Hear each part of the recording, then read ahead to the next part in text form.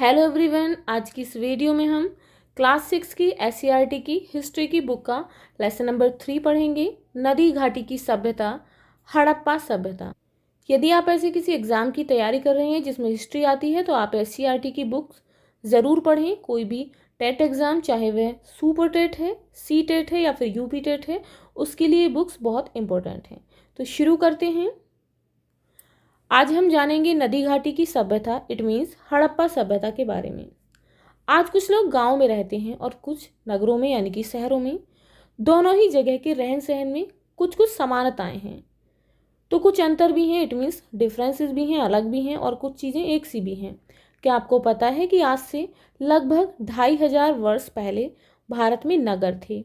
आपको यह जानकर आश्चर्य होगा कि इन प्राचीन नगरों का निर्माण लगभग आज की सुनियोजित नगर निर्माण योजना की तरह ही होता था। इट मीन्स जैसे आज नगरों का निर्माण होता है वैसे ही आज से लगभग 2500 वर्ष पूर्व भी किया जाता था। ऐसा उस समय के अवशेष बताते हैं। विश्व की प्राचीन नगर सभ्यताओं का विकास कहाँ हुआ था? नदियों के किनारे। जो भी सभ्यता विकसित हुई वह नदियों के किनारे हुई। नदी के किनारे होने के कारण खेती के लिए पानी की उपलब्धता ने अधिक अन्न उत्पादन में मदद की। अधिक अन्न उत्पादन ने व्यापार को बढ़ावा दिया, जिससे नगरों का विकास संभव हो सका।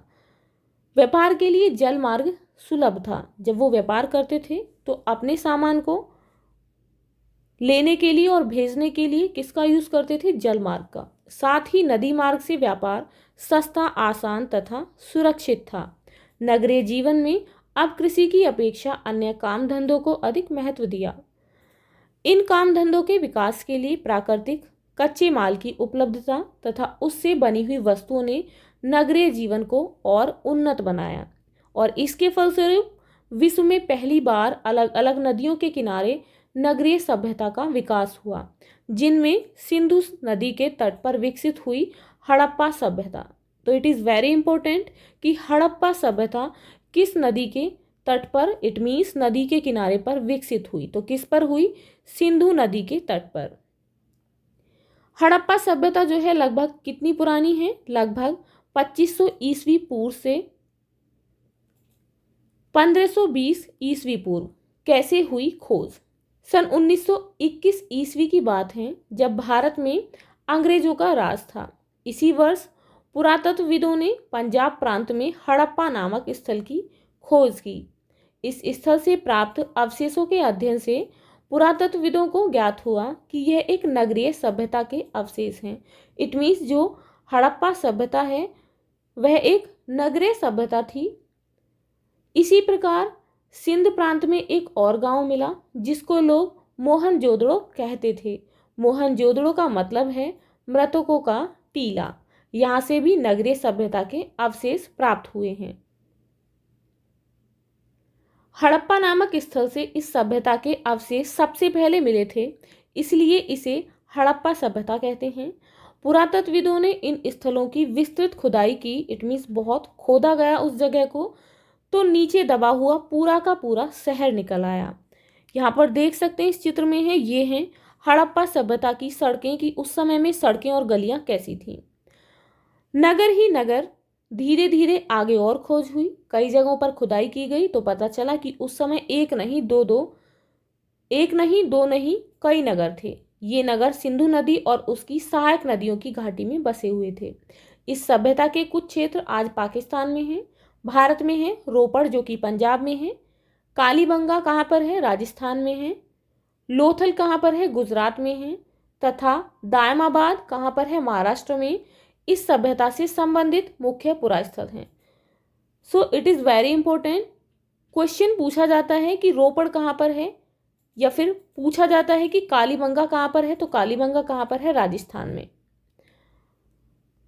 मेरठ उत्तर प्रदेश में हिंडन नदी के तट पर। मेरठ कहाँ पर है? उत्तर प्रदेश में। हिंडन नदी के तट पर आलमगीरपुर पुरास्थल स्थित है। इस पुरास्थल से हड़प्पा कालीन मिट्टी के बर्तन प्राप्त हुए हैं। इन नगरों की क्या विशेषताएं थीं? हड़प्पा सभ्यता में गलियां बनी हुई थी, सड़कें थी। हड़प्पा कालीन नगरों का निर्माण एक निश्चित योजना के आधार पर किया गया था। सड़कें उस समय चौड़ी हुआ करती थी तथा वे छोटी छोटी सड़कों एवं गलियों से जुड़ी होती थीं। सड़कें पूर्व से पश्चिम की ओर तथा उत्तर से दक्षिण की ओर जाती थीं। सड़कों के किनारे पक्की नालियां बनी थीं। हर घर की नाली बड़े नालों से मिल जाती थी। हर नाली में हल्की सी ढाल होती थी ताकि पानी आसानी से बह सके। इससे पता चलता है कि सभ्यता के लोग सफाई और स्वच्छता के प्रति जागरूक थे। तो क्या विशेषता थी नगरों की? उस समय जो सड़कें थी वो चौड़ी हुआ करती थी और नालियां जो थी सड़कों के किनारे बनी हुई होती थी और वो पक्की थी। उस समय भवन निर्माण कैसे थे? उत्खनन में कई तरह की बड़ी बड़ी इमारतें मिली हैं जो आयताकार थीं। इट मीन्स आयताकार इस तरीके से थीं। कई 2 मंजिला घर थे तो कुछ छोटे छोटे घर थे। हड़प्पा, मोहनजोदड़ो एवं अन्य स्थलों की खुदाई से पता चलता है कि हड़प्पाकालीन भवनों का निर्माण एक सुनिश्चित योजना के अंतर्गत किया गया था। प्रत्येक घर के बीच में एक आंगन होता था। आंगन के चारों ओर कमरे बने हुए थे। प्रत्येक घर में रसोई घर, शौचालय तथा स्नान घर का उचित प्रबंध था। 2 मंजिला मकान में ऊपर जाने के लिए सीढ़ियां बनी हुई थी। यहाँ पर देख सकते हैं समय रेखा हड़प्पा सभ्यता की 2500 ईस्वी पूर्व से कब तक? 1520 ईस्वी पूर्व तक। चित्र में इस इमारत की दीवारें देखिए। यहाँ देख सकते हैं कितनी ऊंची दीवारें हैं। दीवारें पक्की ईंटों की बनी हुई हैं। इससे पता चलता है कि उस समय ईंट पकाने की भट्टियां रही होंगी। हड़प्पा सभ्यता के नगरों की खुदाई में पक्के घरों के अलावा बड़े बड़े गोदाम मिले हैं। आसपास के गांव से अनाज इकट्ठा करके इन्हीं गोदामों में रखा जाता होगा। घरों और गोदामों के अलावा मोहनजोदड़ो में एक बड़ा सा पक्का स्नानागार मिला है। ये है स्नानागार। इसके चारों तरफ कमरे बने हुए थे। उस समय रहन सहन कैसा था? चावल, गेहूं और जौ हड़प्पा वासियों के मुख्य भोज्य पदार्थ थे। तो भोज्य पदार्थ उस समय इट मीन्स हड़प्पा सभ्यता के लोगों के क्या क्या थे? चावल, गेहूं और जौ। ये लोग सूती एवं ऊनी दोनों प्रकार के वस्त्र पहनते थे। यहाँ के निवासी गेहूं, जौ, कपास, मटर, तिल और चावल की खेती करते थे। इट मीन्स उस समय वहाँ पर जो खेती का कार्य किया जाता था तो फसलें बोई जाती थी गेहूं, जौ, कपास, मटर, तिल और चावल की। ऊंचे कंधे वाले बैल, गाय, भैंस, बकरी, भेड़, सूअर, हाथी और ऊंट इनके पालतू पशु थे। हार, कंगन, पाजेब जो कि पायल कही जाती हैं, बाली, अंगूठी उनके प्रिय आभूषण थे। मनका बनाने का कारखाना चंदहूदड़ों से प्राप्त हुआ था। देवी देवता कौन थे उस समय में? अगले पृष्ठ के बाएं हाथ पर बनी मूर्ति को देखिए। इट मीन्स आप इस मूर्ति को देखें। यह मिट्टी की मूर्ति उन लोगों की देवी की मूर्ति थी। इट मीन्स इसकी पूजा करते थे। पत्थर के चौकोर पट्टे पर एक आकृति के सिर पर भैंसे के सींग का चित्र है। उसके चारों ओर कई जानवर बने हैं। यह कोई देवता होंगे। संभवतः सिंधुवासी ने पशुओं का देवता मानकर पूजते थे। इसके अलावा कुछ मोहरों पर पीपल की पत्तियां और सांप की आकृतियां जैसी भी बनी मिली हैं। शायद वे इन सब की पूजा करते थे। इन बातों का हम अंदाजा लगा सकते हैं, पक्की तरह से नहीं कह सकते, केवल एक अनुमान है। इतिहासकारों के अनुसार हड़प्पा सभ्यता के धर्म की 4 मुख्य विशेषताएं थीं। कौन कौन सी? मातृशक्ति की उपासना करना, शिव की पूजा करना, वृक्ष पूजा और पशु पूजा। खुदाई में तांबे और कांसे की बनी हुई कुल्हाड़ी, दर्पण, आरी, कंघियां, उस्तरा प्राप्त हुए हैं। इसका मतलब यह हुआ कि सिंधु घाटी के लोग जमीन में से धातु निकालने और उसे साफ करने तथा गलाकर चीजें बनाने के तरीके से परिचित थे। कांसा, तांबा और टिन को मिलाकर बनाई गई धातु है। जो कांसा है उसे किस किस के द्वारा मिलाकर बनाया गया है? तांबा और टिन को मिलाकर कांसा धातु को बनाया गया है। आश्चर्य की बात तो यह है कि धातु की चीजें बनाने के साथ साथ लोग पत्थर के औजार भी बनाया करते थे। इसका कारण शायद यह था कि तांबा व कांसा जैसी धातुएं पत्थर की तुलना में बहुत ज़्यादा मजबूत नहीं थीं। ये धातुएं हर जगह आसानी से मिल भी नहीं पाती थीं, इसीलिए लोग कई औजार पहले की तरह पत्थर के ही बनाते रहे।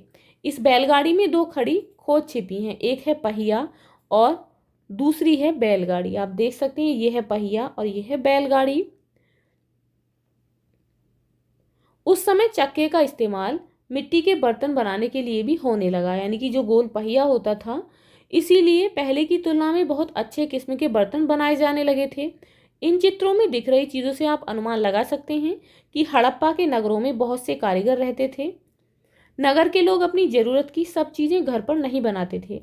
अलग अलग चीज़ों को बनाने वाले अलग अलग कारीगर थे, जो अपनी चीज़ें बनाकर दूसरों को बेचते थे। हड़प्पा सभ्यता के लोग एक वस्तु के बदले दूसरी वस्तु को ले देकर व्यापार करते थे। इट मीन्स उस समय वस्तु विनिमय क्या था, इसके लिए वे रुपये या सिक्कों का प्रयोग नहीं करते थे। उस समय रुपये पैसे का प्रचलन भी नहीं था। वस्तु विनिमय, इसका मीनिंग क्या होता है? वस्तु के बदले दूसरी वस्तु का लेना और देना। उस समय व्यापार कैसा था? हड़प्पा के नगरों से पत्थर, हाथी दांत, धातु एवं मिट्टी की बनी वस्तुएं मिली हैं। कुछ विद्वान सोचते हैं कि ये वास्तव में व्यापारियों की मोहरें थीं।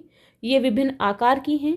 इन मोहरों पर आदमी की आकृतियां, कुछ पर जानवरों की, पौधों की और कुछ पर बर्तनों की आकृतियां बनी हुई हैं। व्यापारी जब एक जगह से दूसरी जगह सामान भेजते थे तो सामान बांधकर उस पर गीली मिट्टी छापते होंगे और गीली मिट्टी पर अपनी मोहर से छाप बना देते रहे होंगे ताकि उनके सामान की पहचान बनी रह सके। तोल और नाप के लिए बटखरे और पैमाने का प्रयोग करते थे। ऐसी मोहरें दूसरे देशों में भी पाई गई हैं, खासकर मेसोपोटामिया, जो कि अब इराक में है। लगता है कि उन दिनों इराक और हड़प्पा के नगरों के बीच व्यापार होता था। अब हम जानेंगे कि व्यापार से होने वाले लाभ उस समय कौन कौन से थे। आवश्यकता अनुसार सुंदर और नई नई चीज़ें आसानी से मिल जाती हैं। विचारों का आदान प्रदान होता है। दूसरे देशों के विषय में जानकारी होती है और अतिरिक्त उत्पादन से ही व्यापार संभव है। हड़प्पा सभ्यता में लिखावट कैसी थी?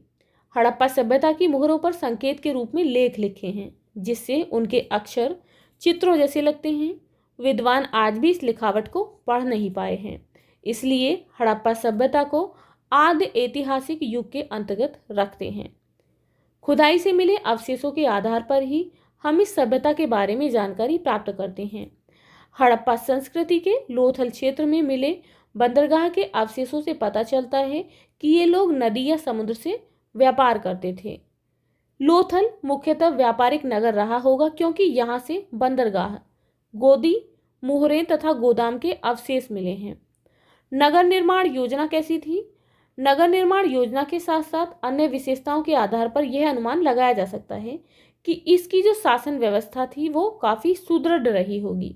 युद्ध संबंधी अस्त्र शस्त्रों के ना मिलने के कारण कहा जा सकता है कि जो राज्य था तब उसमें शांति एवं सुव्यवस्था थी। नगरों का खत्म होना। नगर कैसे खत्म हुए? आज से 4-5 हजार साल पहले हड़प्पा में नगर बने हुए थे। ये नगर लगभग 1000 साल तक बने रहे, फिर किसी कारण से नष्ट हो गए और मिट्टी में दब गए। क्या कारण हो सकते हैं? जैसे कि बाढ़, भूकंप, महामारी, आक्रमण, आग या फिर आर्यों का आना, क्योंकि उनके बाद आर्य भारत आए थे। नगर निर्माण का जो कला है उसका विकास इस सभ्यता की विशिष्ट देन है। किस सभ्यता की? हड़प्पा सभ्यता की। यहाँ के लोगों ने घर बनाने में पक्की ईंटों का प्रयोग किया। पानी निकास हेतु नालियों की समुचित व्यवस्था सर्वप्रथम हड़प्पा वासियों ने की। हड़प्पा सभ्यता के नगरों के खत्म होने के बाद सैकड़ों वर्षों तक भारत में कोई नगर नहीं बसे। अब हम हड़प्पा सभ्यता के बारे में कुछ और भी जानेंगे। हड़प्पा सभ्यता के निवासी बहुत शांति प्रिय थे। उन्हें झगड़ा या किसी को परेशान करना, तंग करना बिल्कुल भी पसंद नहीं था। उन्हें शांति पसंद थी, क्योंकि यहाँ से लड़ाई के अस्त्र शस्त्र बहुत ही कम संख्या में मिले हैं, जो कि इस बात का प्रतीक कि हड़प्पा सभ्यता जो है एक शांति प्रिय सभ्यता रही होगी। यह सभ्यता कांस्य युगीन सभ्यता थी। इट मीन्स इसमें कांसा जो धातु है उसका प्रयोग किया गया था। हड़प्पा सभ्यता भारत की पहली नगरीय सभ्यता थी। इट मीन्स हड़प्पा सभ्यता से पहली किसी सभ्यता के भारत में अवशेष प्राप्त नहीं हुए हैं, तो इससे अंदाजा लगाया जा सकता है और कहा जा सकता है कि हड़प्पा सभ्यता भारत की पहली नगरीय सभ्यता थी। सबसे पहले कपास उत्पादन करने का श्रेय हड़प्पा सभ्यता के लोगों को है, क्योंकि उन्होंने ही कपास का उत्पादन प्रारंभ किया था। हड़प्पा सभ्यता के लोग सूती कपड़ों का प्रयोग किया करते थे। सभी भारतीय लिपियां बाएं से दाएं लिखी जाती हैं, लेकिन हड़प्पा की लिपि दाएं से बाएं लिखी जाती है। अब यहाँ पर हम कुछ शब्दावली है पढ़ेंगे। सभ्यता का मीनिंग क्या होता है? मानव सभ्य तब कहा जाता है जब वह अपने जीवन के तरीके को बदल देता है और पुराने रीति रिवाजों से आधुनिक रीति रिवाजों को अपनाकर नई स्थिति पदार्पण करता है। योजना किसी कार्यक्रम को संपन्न करने से पूर्व उसकी रूपरेखा तैयार करना। व्यापार उत्पादित वस्तुओं को एक जगह से दूसरी जगह भेजकर अतिरिक्त लाभ कमाना, जिससे उत्पादन में और अधिक वृद्धि हो सके। शताब्दी का मीनिंग होता है 100 वर्ष का समय, जैसे कि सन 2002 को 21वीं शताब्दी कहेंगे। बच्चों, विश्व की प्राचीन सभ्यताएं कौन कौन सी हैं? मेसोपोटामिया सभ्यता, मिस्र की सभ्यता, चीन की सभ्यता, क्रीट सभ्यता और सिंधु घाटी सभ्यता। यह है मेसोपोटामिया सभ्यता, यहाँ पर है मिस्र सभ्यता, यह है क्रीट सभ्यता और यहाँ है ये चीन की सभ्यता। और यहाँ पर क्या है? यह है सिंधु घाटी सभ्यता। मेसोपोटामिया सभ्यता 5000 ईस्वी पूर्व 2000 ईस्वी पूर्व यह सभ्यता दजला फरात नदी के किनारे विकसित हुई। जिगुरत में इनके प्रमुख देवता निवास करते थे। इनकी लिपि कैसी थी? चित्रात्मक थी। मिस्र सभ्यता को नील नदी का वरदान कहते हैं।